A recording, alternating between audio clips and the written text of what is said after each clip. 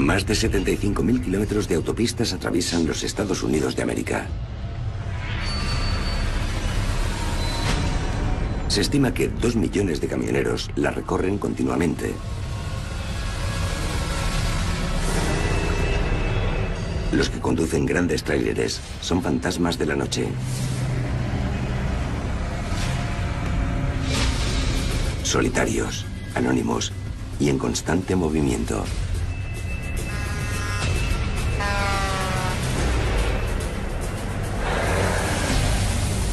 Varias carreteras interestatales se cruzan en Tennessee, convirtiendo el área de servicio para camiones de Nashville en una de las más transitadas del país. Puesto que limita con los bajos fondos de la ciudad, es controlada constantemente con cámaras de vigilancia y guardias de seguridad la patrullan.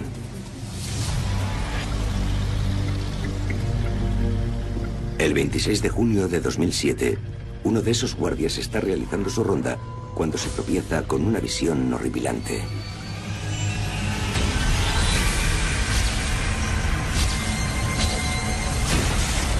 La descubrieron al fondo del área de servicio, colocada de un modo que revelaba que no la habían tirado sin más. La víctima estaba tumbada de espaldas, con las piernas flexionadas y los pies juntos. Tenía los brazos colocados hacia arriba. La causa de la muerte resulta obvia de inmediato. Un tiro en la cabeza.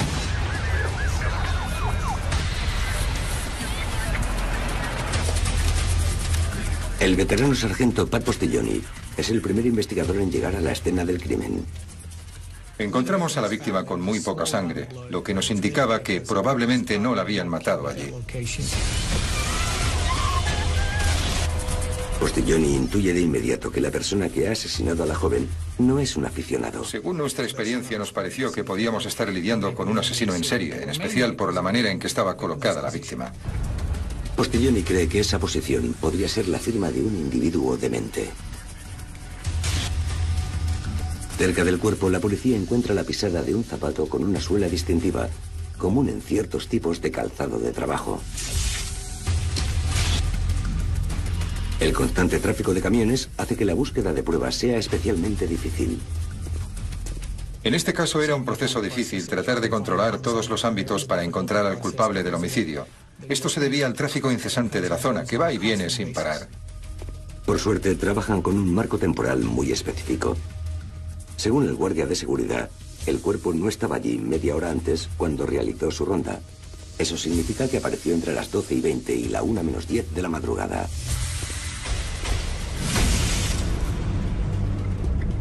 Mientras revisa ese intervalo de tiempo en el vídeo de las cámaras, algo llama la atención del detective Postiglioni. Nos fijamos en un camión en concreto aparcado justo al fondo del área de servicio, ya que esa es la zona en la que se encontró a la víctima. Era un camión muy particular, parecía de color amarillo, no mostraba marcas distintivas y remolcaba un tráiler normal. No hay recibos que indiquen que el conductor parase para comer o echar gasolina. De hecho, tan solo 16 minutos más tarde, el camión sale del estacionamiento y se aleja en la misma dirección por la que había venido.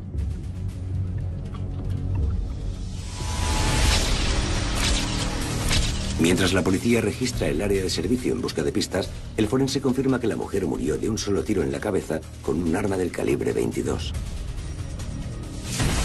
También encuentra moratones, cortes y abrasiones que sugieren una lucha violenta, incluso pruebas de una intensa tortura. Tenía una herida peculiar en las nalgas, que parecían haber sido cortadas de cuajo con un cuchillo.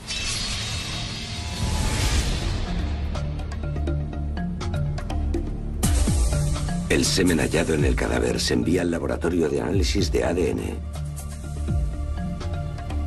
Las huellas dactilares de la víctima coinciden con unas guardadas en la base de datos del Estado. Se trata de Sarah Holbert, de Nashville.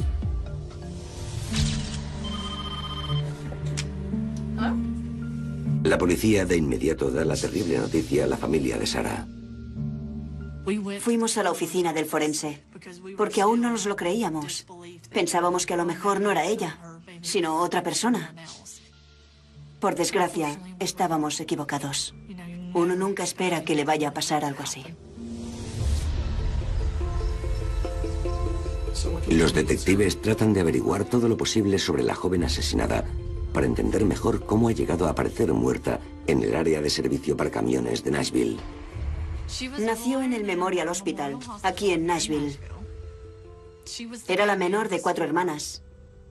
Vivió con nosotros sus primeros 3 años de vida. Pero una tragedia marcó a la familia y dejó en Sarah profundas cicatrices emocionales. Nuestra madre falleció cuando éramos pequeñas. Tenemos familia en el estado de Washington, en Elma. Y Sarah fue a vivir con ellos. Durante los primeros años de su vida, la criaron nuestros tíos. Con 18 años, Sarah regresó a Nashville para estar más cerca de sus hermanas. Pronto conoció a un chico, se enamoró y tuvo 2 hijas a las que adoraba.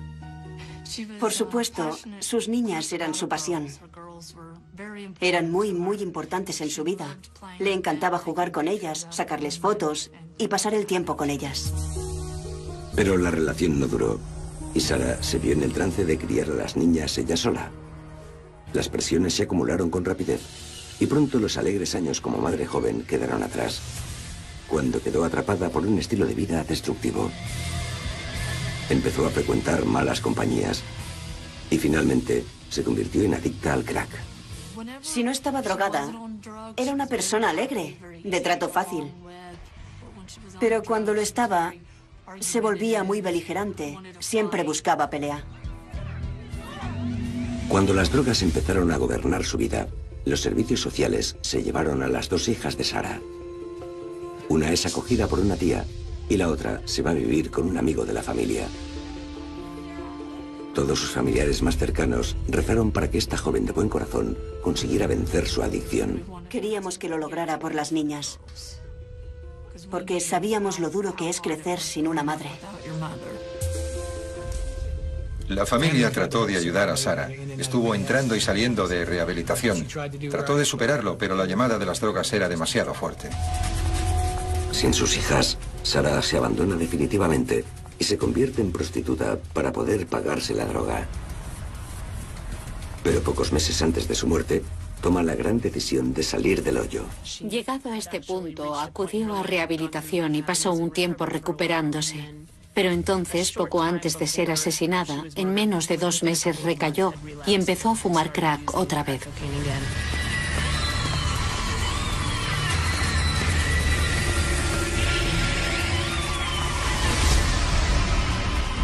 Para conseguir el dinero para comprar drogas, Sarah empieza a prostituirse en la parada de camiones.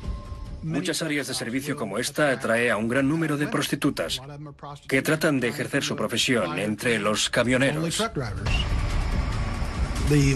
Se cuelan en el aparcamiento porque hay bastante seguridad alrededor de los camiones y van literalmente de puerta en puerta para ver si hay alguien interesado en sus servicios. Entre los camioneros, estas prostitutas reciben el nombre de lagartas del parking. Creo que el nombre viene de que siempre están culebreando y escabulléndose. Los que no desean que les molesten colocan señales en las ventanillas para indicar que no están interesados. Las prostitutas y los camellos se cuelan en el inmenso parking de camiones por un agujero en la reja que está cerca de donde se encontró el cadáver de Sarah. Parece que Sarah se estaba prostituyendo la noche de su muerte.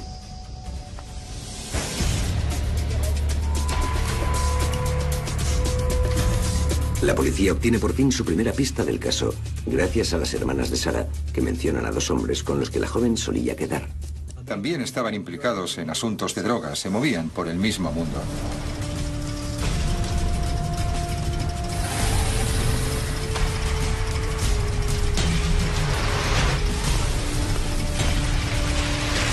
¿Tienen estas sabandijas la clave para resolver el macabro asesinato de Sarah? ¿O hay algo más siniestro moviendo los hilos?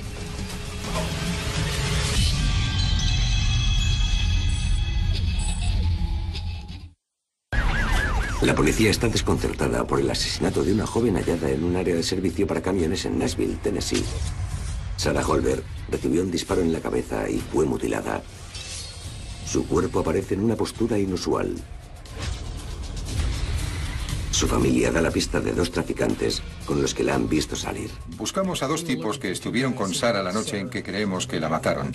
Habían salido con ella por la zona de la calle Cowan, que de hecho se encuentra cerca del área de servicio. Y queríamos encontrarlos para determinar si estuvieron involucrados, si tenían alguna información o si vieron algo. El detective al mando, Pat Postilloni, los localiza e interroga. Al principio se mostraron reacios, no porque tuvieran nada que ver con el homicidio, sino porque estaban metidos en muchas otras actividades criminales. Pero pronto se dan cuenta de que los tienen en el punto de mira. Lee y Hollywood, como se autodenominan, admiten que proporcionaban drogas a Sarah y que eran sus proxenetas, pero insisten en que no la mataron. La noche en la que Sarah fue asesinada, los 3 habían compartido coche. Iban bebiendo cerveza y fumando crack cuando empezaron a discutir con ella.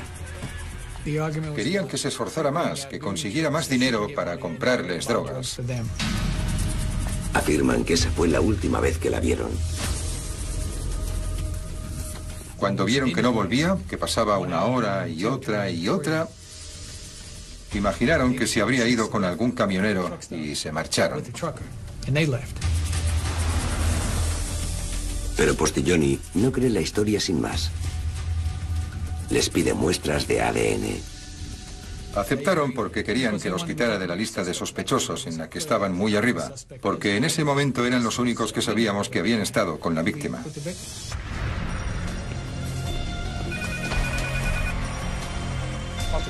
Pero el semen encontrado en el cuerpo de Sarah no coincide con el ADN de los 2 hombres.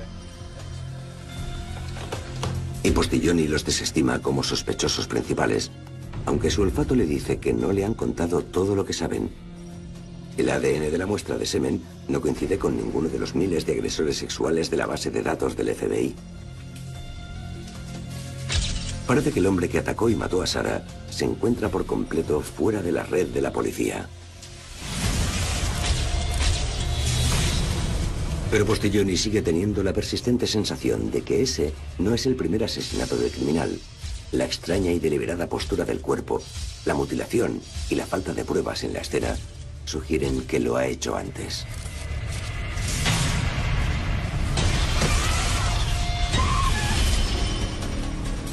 Contacta de nuevo con el FBI para descubrir si tienen algún caso cuyas características sean similares al modus operandi del asesino. El FBI tiene una base de datos llamada VICAP. Cuando rastrean crímenes violentos que ocurren por todo el país, las agencias de todos los estados presentan sus propios crímenes, esperando encontrar uno similar cometido en otra jurisdicción, porque puede que se trate del mismo autor.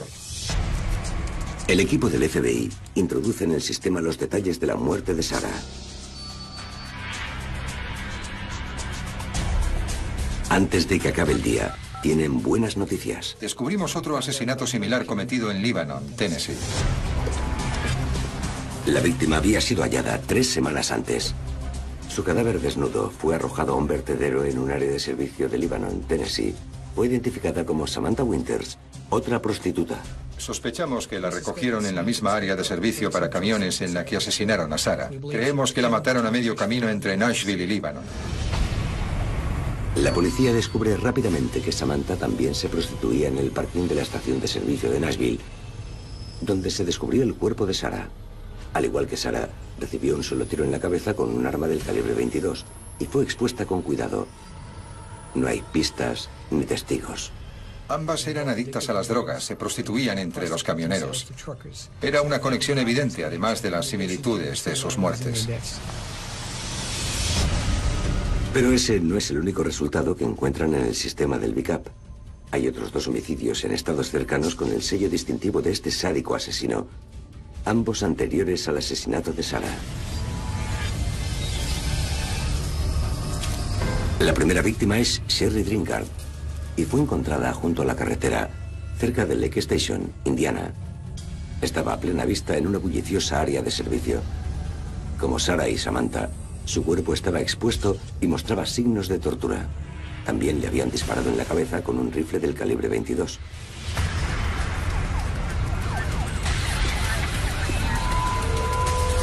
La otra víctima de homicidio apareció en Suwanee, Georgia. Recibí la llamada sobre las 4:15. Al parecer había una persona cerca del motel local junto a la interestatal. Cuando llegué a la escena, encontré lo que parecía ser una mujer tumbada boca arriba. Estaba colocada como si posara. Quienquiera que la hubiera puesto así, quería que sus partes íntimas quedaran a la vista. Como las otras 3 mujeres, ha recibido un disparo en la cabeza con un arma del calibre 22. Tomamos sus huellas dactilares y encontramos una coincidencia. Catherine Glover está viendo la televisión cuando anuncian la historia del asesinato. Lo vi en las noticias del lunes. Era tan triste. La madre o la hija de alguien estaba muerta. Poco imagina que este querido miembro de la familia de alguien es su propia madre. Debra Ann Glover, de Atlanta, madre de 5 hijos. El forense me llamó al día siguiente, justo cuando estaba viendo las noticias y enseñaron su foto. Fue desgarrador. La hija mayor de Debra Ann, Tomika, habló con su madre horas antes de su muerte. Le hizo prometer que daría un mensaje a sus hermanos. Dijo, escucha, quiero que les digas que siempre os he querido, que nunca dejé de quereros y que siempre os querré. Eso es lo que quiero que les digas. Respondí que yo también la quería, que la queríamos. Y me pidió que no volviera a llamar a ese número, que ya se pondría ella en contacto conmigo. Esa fue la última vez que hablamos. Al cabo de un tiempo, después de esta conversación, sobre la 1 en punto del domingo, tuve un mal presentimiento. Esa es la hora a la que los detectives creen que desapareció. Al igual que Sarah y Samantha, Debra Ann era prostituta y tenía adicciones serias que luchaba por superar. No creo que quisiera tomar drogas. Mucha gente piensa que si eres drogadicto o prostituta, eres una mala persona y punto. Pero este no era el caso.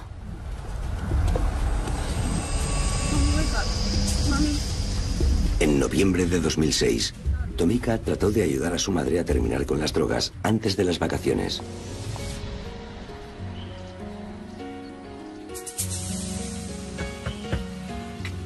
En Navidad, poco antes de su muerte, Debra Ann empezó a salir a flote. Pero entonces desapareció de repente.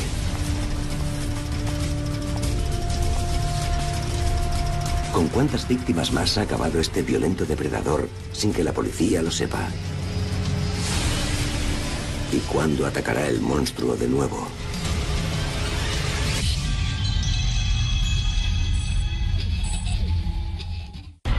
Mientras el detective Postilloni investiga en Nashville el asesinato de la prostituta Sarah Holbert, estudia con atención los detalles de otros 3 casos de asesinato similares al suyo. Los investigadores en Georgia quedan estupefactos al saber por sus colegas de Tennessee e Indiana que la muerte de Debra Ann Glover empieza a delinearse como parte de la matanza de un asesino en serie. Estaban estudiando una serie de homicidios que habían ocurrido en áreas interestatales y pensaron que el asesino podía actuar en áreas de descanso para camiones. No se me había ocurrido que mi caso estuviera relacionado con el suyo, porque mi víctima no apareció en un parking. Pero me hicieron ver que la zona donde la encontramos era frecuentada por camioneros, y sí, mi víctima también era prostituta. Además, la posición en la que fue encontrada era similar a la de las otras. La posición de los cuerpos es la pista reveladora, la firma del asesino.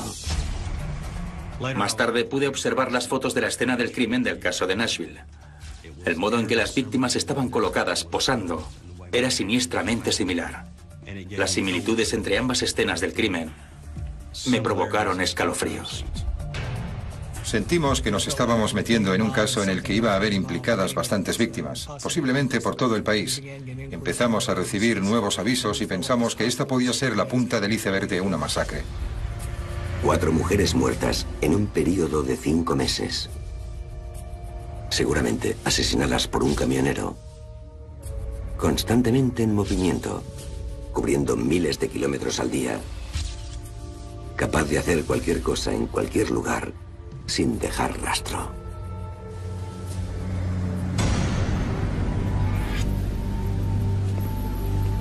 Postilloni no tiene ni idea de dónde volverá a atacar el asesino, así que decide revisar el lugar que ya conoce, el área de servicio para camiones de Nashville, y volver a buscar pruebas. Queríamos volver a comprobar los recibos de gasolina para asegurarnos de que no se nos había escapado ninguno que pudiera explicar por qué ese camión estaba allí el día 25. Pero cuando el detective se acerca al área de camiones, no puede creer lo que ven sus ojos. Según giré a la derecha en la primera norte, vi un vehículo que venía hacia mí, y era muy similar al vehículo que había observado en el vídeo, el que estuvo 16 minutos en la parada para luego marcharse.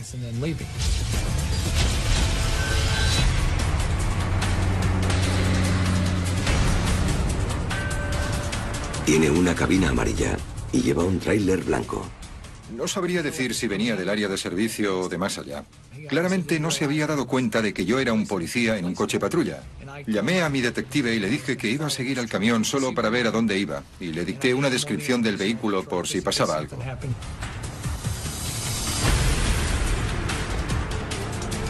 Cuando entró en el área para camiones, lo seguí.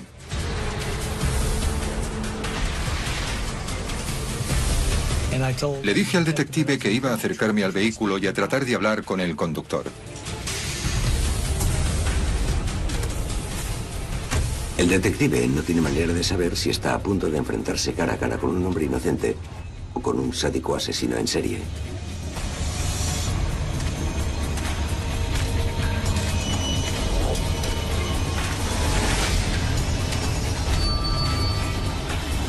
Llamé a la puerta sin obtener respuesta. Volví a llamar y vi moverse la cortina. Detrás apareció un hombre blanco mirándome.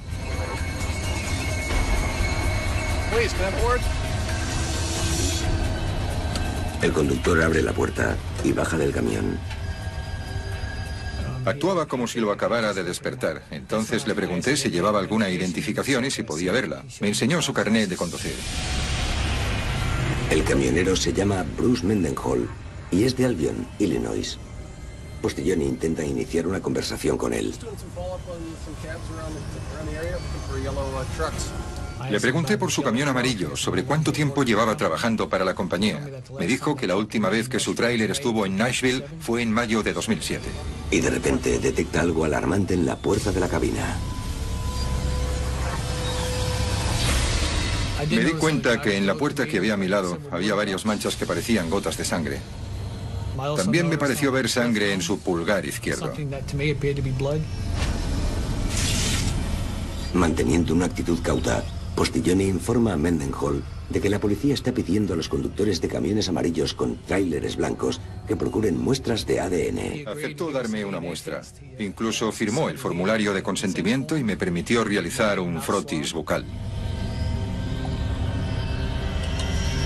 Según iba hablando con él, después de tomar la muestra de ADN, una vocecilla interior me dijo que no permitiera que se marchara sin haber mirado dentro del camión. Así que le pregunté si le importaba que echara un vistazo. Me dio su consentimiento verbal para inspeccionar la cabina.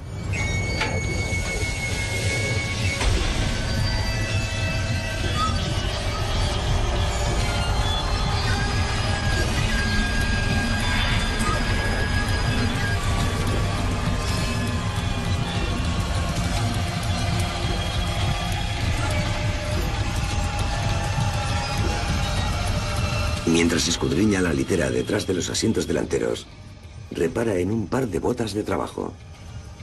Me fijé en los zapatos y el diseño de la suela era muy similar a la pisada que habíamos visto junto al lugar donde encontramos a la víctima.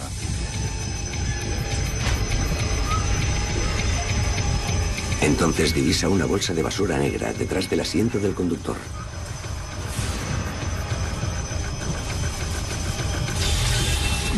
Dentro había algunas ropas manchadas de sangre. Las telas, los zapatos, todo lo que veía dentro de la bolsa estaba empapado en sangre. Pero Mendenhall tiene una explicación para la sangre.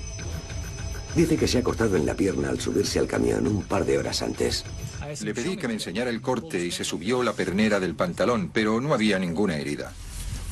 Ambos hombres saben que Mendenhall está mintiendo y ninguno sabe qué ocurrirá a continuación. El camionero sale al paso con otro cuento. Así que me dijo que lo que había pasado era que había estado con una prostituta la noche anterior dentro del camión y que ella se había cortado la mano.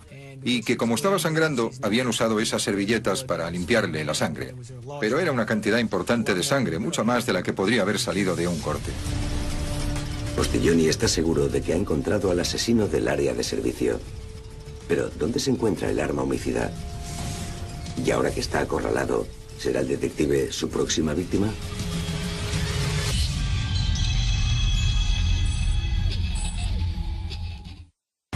Siguiendo una corazonada, el detective de homicidios de Nashville, Pat Postiglioni, regresa al área de servicio para buscar pruebas que revelen la identidad del asesino de Sarah Holberg. Para su asombro, un camión exactamente igual al identificado por una cinta de seguridad la noche del asesinato se cruza con él y aparca en la misma área.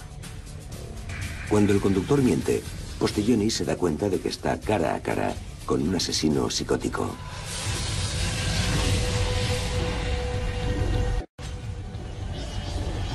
Su primer pensamiento es que ha de hacerse con cualquier arma de fuego que Mendenhall pueda tener a mano. Le pregunté qué tipo de arma llevaba y admitió que tenía un rifle del calibre 22, lo que nos daba motivos más que probables para arrestarlo por homicidio. Mendenhall entrega el arma con calma y el detective sabe que ya no existe una amenaza directa a su seguridad. Así que decide formularle al sospechoso una pregunta contundente. Le pregunté si ese era el camión que habíamos estado buscando todo ese tiempo. ¿Estaba sentado en ese camión? Y no quiso responderme. Tuve que preguntárselo 3 veces seguidas. Y entonces se encogió de hombros y dijo, si usted lo dice. Así que continué preguntándole si él era la persona que buscábamos. Solo me miró a los ojos y finalmente se volvió a encoger de hombros y a repetir, lo que usted diga. No dijo que no en ningún momento. No lo negó, solo contestó, si usted lo dice.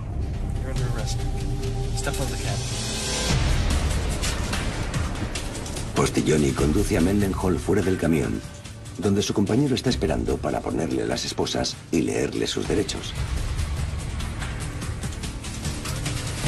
Los detectives apenas pueden creer el pasmoso giro que han dado los acontecimientos. ¿Pero es este golpe de suerte demasiado bueno para ser verdad? Se llevan el camión de Mendenhall al laboratorio criminal de la policía, donde los técnicos empiezan a examinarlo en busca de pruebas. Mientras tanto, Postiglioni se prepara para presionar al conductor. Estamos en proceso de interrogar a Bruce D. Mendenhall, Mendenhall. Mendenhall deja caer una bomba de inmediato. Admite haber dejado los cadáveres en las áreas de servicio, pero insiste en que él no es quien ha matado a las mujeres. Nos dijo que los auténticos asesinos eran Richie y David y que se presentaban en todas las áreas de servicio por las que él pasaba. Cuando se marchaban dejaban un cadáver en su camión. Más tarde añadió el nombre de Terry, así que había 3 personas. Entré a la tienda para comprarme algo de comer. Salí y esa mujer estaba despatarrada ahí atrás. Les dije, tíos, ¿pero qué es esto? Y me contestan, ahora es tu problema, no el nuestro. Y siempre dejaba que él arreglara el desaguisado. Se llevaba los cadáveres, limpiaba la sangre, siempre había algo. Mendenhall añadió que los hombres usaban su rifle para disparar a las mujeres y que luego dejaban los cadáveres en su camión. Su cabeza apuntaba hacia el lado del conductor y sus piernas estaban por debajo. Cuando Bruce Mendenhall les contó a los detectives cómo había entrado en contacto con el cadáver de Sarah Holberg, les dijo que entró en la tienda y que al salir Sarah estaba en su camión y ya estaba muerta. Con 3 hombres en su camión y una mujer muerta en su cama, explica, le dio un ataque de pánico y se deshizo del cuerpo de Sarah, dejándolo en la zona más lejana del parking. Me deshice del cuerpo justo detrás de los tráileres, allí, a plena vista. Pero la policía no se traga ni por un minuto esta historia increíble. Describió la escena del crimen de manera precisa, solo que se quitaba el papel de asesino y se lo adjudicaba a Richie, David y Terry. Según la historia de Mendenhall, esos 3 hombres lo habían seguido desde Indiana.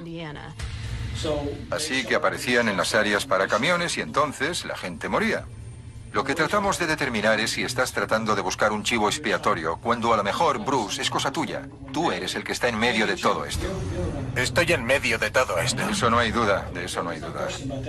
Quería hacernos creer que le habían tendido una trampa, cuando claramente estaba tratando de echarles las culpas a otras personas. De hecho, buscamos a los hombres que describió, y existen. Los localizamos a los 3. Les interrogamos, comprobamos sus coartadas, su ADN, sus huellas dactilares. No hay ni la más remota posibilidad de que estén involucrados en esto. Había tenido pequeñas disputas con todos ellos. Los identificó específicamente como perpetradores de varios asesinatos. Supongo que era su manera de tratar de vengarse. Mendenhall revela que el asesinato más reciente ocurrió la noche anterior en Indiana. Entonces, ¿qué hicieron con el cadáver? No lo sé. ¿La sangre que está en el camión dentro de esa bolsa, de dónde ha salido? De la chica. Se creía más listo que la policía. Dentro de su cabeza, todas las explicaciones tenían perfecto sentido y creía que podía colar esa historia que no se cree nadie. Pero en su mente no era así. Me parece que pensó que no podríamos capturarle. Creyó que podría engañar a la policía. Los investigadores estudian los antecedentes de Mendenhall y quedan pasmados al descubrir que no es más que un padre de familia corriente, sin indicio alguno de violencia. Estaba casado y tenía 2 hijos que tenían en torno a 20 años, es decir, chicos ya crecidos. Y sabemos que en el pasado se presentó alcalde de su ciudad, Albion, con poco éxito. Yo trabajaba de camarero en una ciudad pequeña en Monte Carmelo, no muy lejos de Albion. Cada viernes los Mendenhall y algunos amigos venían al bar. Se sentaban en la misma mesa, pedían cerveza y yo trataba de servirles, pero no querían que les sirvieran. Se levantaban para buscar ellos mismos la cerveza y luego me traían los vasos vacíos, así todos los viernes por la noche. Así es como conocí a Bruce Mendenhall. Pero las pruebas forenses descubiertas en el camión de Mendenhall demuestran que detrás de este hombre corriente acecha un monstruo depredador. En el compartimento trasero del camión tenía cuchillos y esposas, una porra y un montón de herramientas de tortura, así como numerosos juguetes sexuales, películas pornográficas y cosas de ese estilo. Durante el juicio, nos referimos al compartimento trasero del camión como a su recámara de asesinar. Ahí llevaba a sus víctimas y las mataba de distintas maneras. Del colchón, suelo, paredes e incluso del techo, recogen el ADN proveniente de la sangre de 7 mujeres. Los investigadores descubren que las ropas ensangrentadas de la bolsa pertenecen a una prostituta de Indiana, cuyos amigos y familiares aún no se han percatado de su desaparición. Se catalogan más de 300 horripilantes pruebas. ¿Será suficiente para poner a Mendenhall entre rejas para siempre? ¿O le queda otro retorcido as en la manga?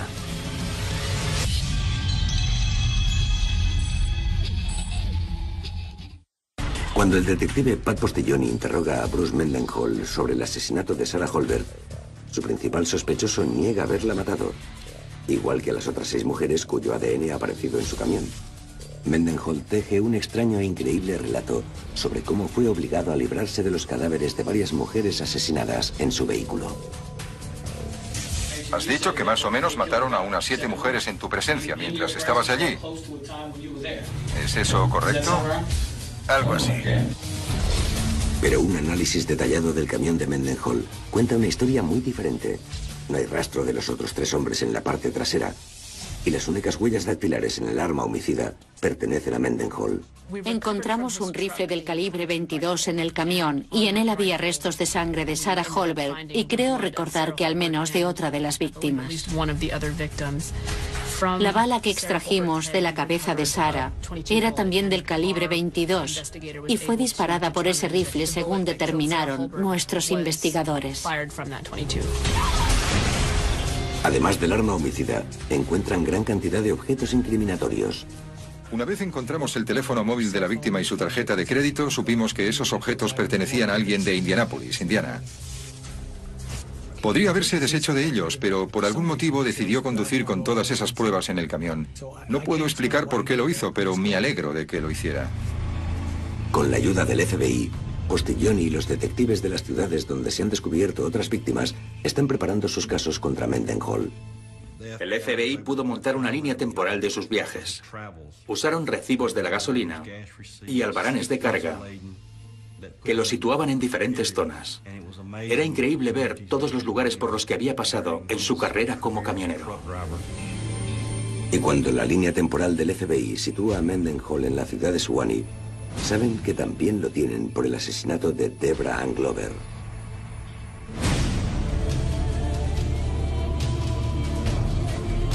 Mendenhall nunca ha admitido haber cometido los asesinatos, así que la policía solo puede adivinar su móvil. Creo que posiblemente tenía algo que ver con su odio a esas prostitutas en las áreas de servicio para camiones, su deseo de humillarlas después de haberlas matado. La forma en que exponía a las víctimas con las piernas en esa posición. Creo que es una combinación de motivos, pero no olvidemos que también practicó sexo con ellas. Le atrapamos el 12 de julio y obviamente había matado a alguien el 11. Mató a otras el 6 y está claro que había empezado a perder el control el 25 de junio. Ni los detectives ni yo teníamos duda de que iba a continuar matando hasta que lo capturaran, así que me alegro de que lo detuviéramos. Con un poco de suerte hemos salvado unas cuantas vidas. El primer caso de asesinato en ir a juicio es el de Sarah Holbert. Buenos días. Antes de nada, quiero darles las gracias en nombre del estado de Tennessee. Ya que Mendenhall nunca confesó y no había testigos, el fiscal de Nashville se basa fundamentalmente en las pruebas materiales. Tenemos una porra hallada en la escena del crimen. Evidentemente, el arma homicida y la sangre de la víctima en su camión fueron las pruebas fundamentales que usamos en el juicio. Y aunque Sarah no pudo testificar sobre lo que había pasado esa noche, el fiscal se aseguró de que estuviera presente. Teníamos una fotografía como representación de Sarah. A veces lo hacemos durante el alegato final. En este caso mostramos a la víctima para recordarle al jurado que era una persona real, con una vida y una familia reales, que tenía hijas y ya era hora de que se le hiciese justicia.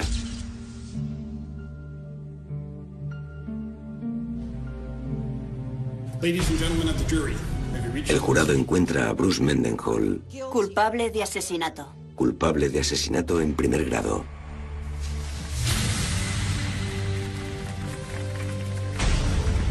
En Tennessee, una condena por asesinato en primer grado significa automáticamente cadena perpetua, lo que en el estado se interpreta como 60 años. No pedimos la pena de muerte en este caso porque no había circunstancias agravantes que son requeridas por el estado de Tennessee. Esperamos que en otras jurisdicciones en las que pueda conseguirse la pena de muerte la pidan. Se la merece de sobra.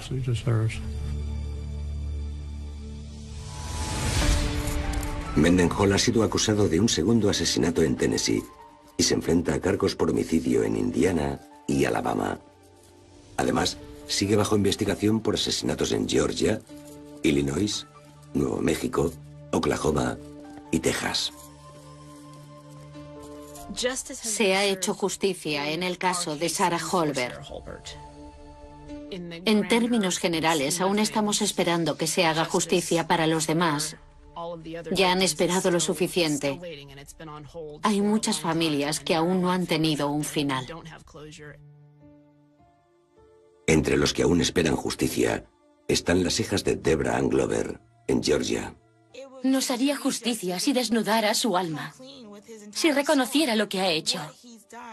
Porque, como cualquiera que arrebata una vida, especialmente como él lo hizo, ha hecho daño a muchas familias.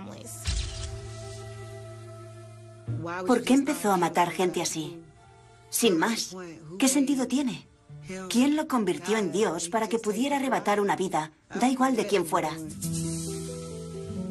Fuimos al funeral de Deborah. Fuimos al velatorio con la familia. Y les dejé muy claro que, aunque su madre hubiera vivido de la manera en que lo hizo, fue tan importante como mi propia madre. Le dije a la hija, este es mi único homicidio abierto y tengo el archivo en mi mesa todos los días. No lo he guardado. Seremos las hijas de Débora hasta que dejemos la faz de la tierra. No hay asesino, profesión o adicción que pueda arrebatarnos el hecho de que somos sus hijas. Y ella era nuestra madre.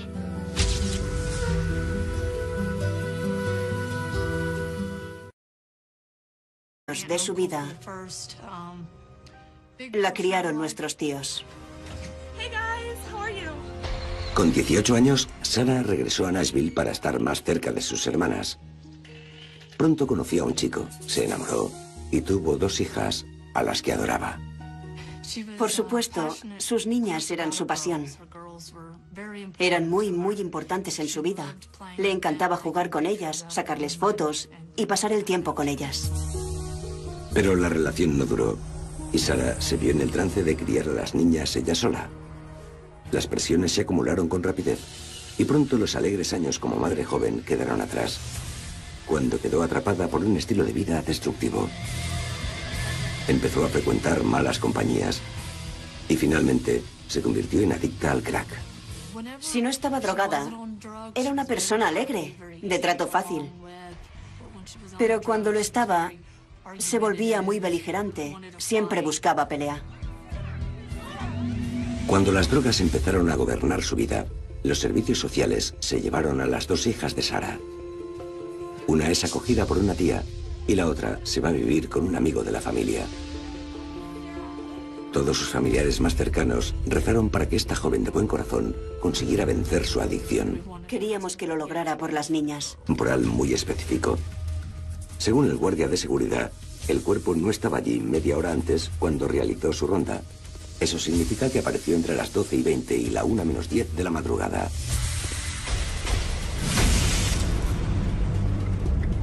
Mientras revisa ese intervalo de tiempo en el vídeo de las cámaras, algo llama la atención del detective Postiglioni. Nos fijamos en un camión en concreto aparcado justo al fondo del área de servicio, ya que esa es la zona en la que se encontró a la víctima. Era un camión muy particular, parecía de color amarillo, no mostraba marcas distintivas y remolcaba un tráiler normal. No hay recibos que indiquen que el conductor parase para comer o echar gasolina. De hecho, tan solo 16 minutos más tarde, el camión sale del estacionamiento y se aleja en la misma dirección por la que había venido.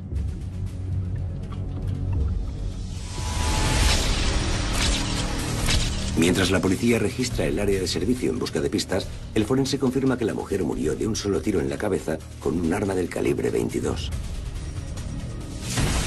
También encuentra moratones, cortes y abrasiones que sugieren una lucha violenta, incluso pruebas de una intensa tortura. Tenía una herida peculiar en las nalgas, que parecían haber sido cortadas de cuajo con un cuchillo.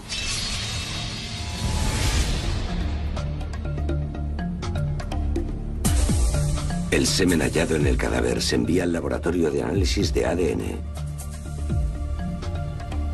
Las huellas dactilares de la víctima coinciden con unas guardadas en la base de datos del Estado. Se trata de Sarah Holbert, de Nashville.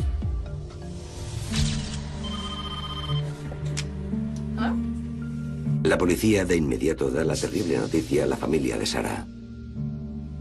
Fuimos a la oficina del forense, porque aún no nos lo creíamos. Pensábamos que a lo mejor no era ella, sino otra persona.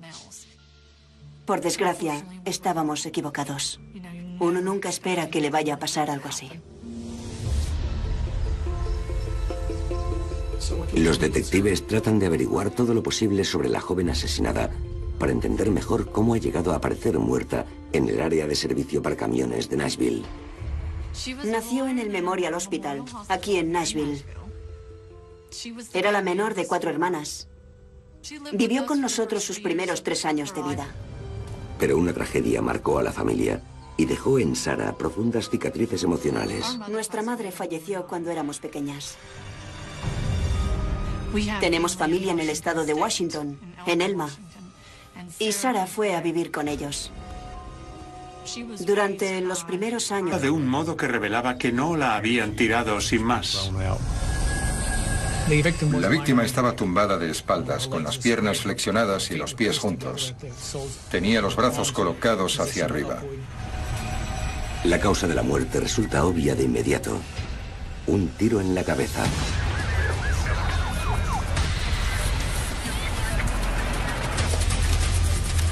El veterano sargento Pat Postiglioni es el primer investigador en llegar a la escena del crimen. Encontramos a la víctima con muy poca sangre, lo que nos indicaba que probablemente no la habían matado allí.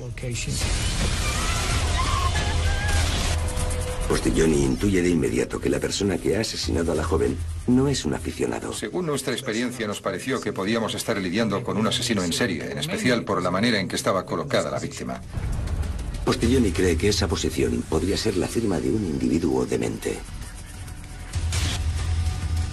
Cerca del cuerpo, la policía encuentra la pisada de un zapato con una suela distintiva, común en ciertos tipos de calzado de trabajo.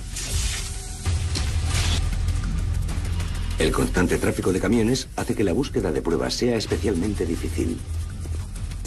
En este caso era un proceso difícil tratar de controlar todos los ámbitos para encontrar al culpable del homicidio. Esto se debía al tráfico incesante de la zona, que va y viene sin parar. Por suerte, trabajan con un marco temporal.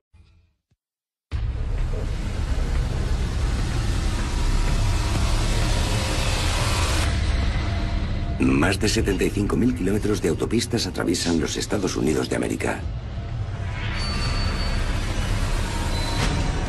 Se estima que 2 millones de camioneros la recorren continuamente.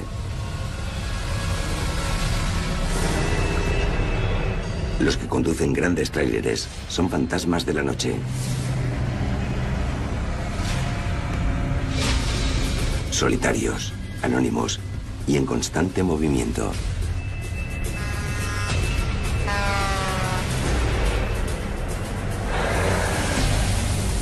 Varias carreteras interestatales se cruzan en Tennessee, convirtiendo el área de servicio para camiones de Nashville en una de las más transitadas del país. Puesto que limita con los bajos fondos de la ciudad, es controlada constantemente con cámaras de vigilancia y guardias de seguridad la patrullan.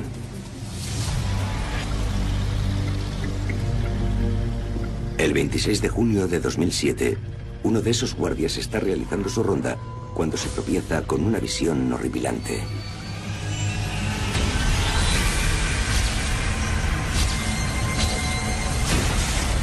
La descubrieron al fondo del área de servicio, colocada